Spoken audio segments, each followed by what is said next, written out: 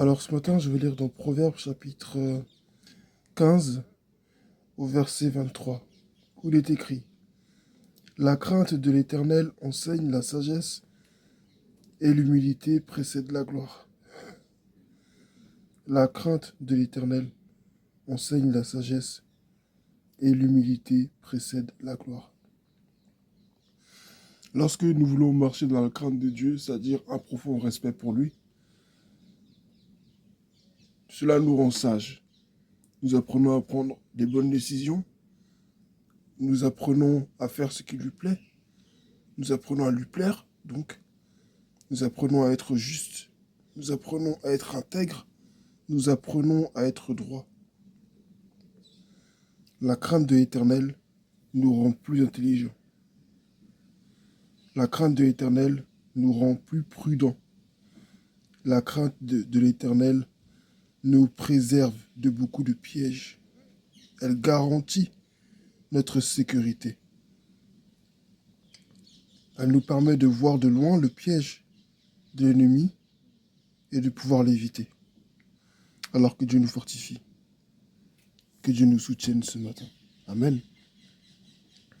La deuxième chose, c'est l'humilité qui précède la gloire. Autrement dit, avant la gloire doit venir l'humilité. Avant la gloire doit venir l'humilité.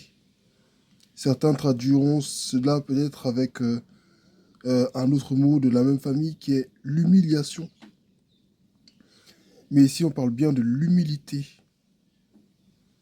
L'humilité, ce n'est pas l'humiliation, bien que les deux peuvent venir ensemble. Mais ici, il parle de l'humilité. L'humilité, c'est ne pas se voir trop grand, c'est ne pas se voir grand à ses propres yeux. L'humilité, c'est même parfois savoir que tu es grand, mais choisir malgré tout de se faire petit. L'humilité, c'est choisir de donner raison à ceux même qui ne le méritent pas. L'humilité, c'est refuser d'être trop distingué par rapport à ceux qui sont de la même nature que toi. C'est-à-dire, tu es peut-être patron d'une entreprise et on t'a donné peut-être une chaise bien argentée pour toi, pour te représenter, te féliciter pour ton travail. Et toi, tu dis non, cette chaise, je n'en veux pas. Je vais m'asseoir sur des chaises en bois comme tous mes employés. Ça, c'est l'humilité.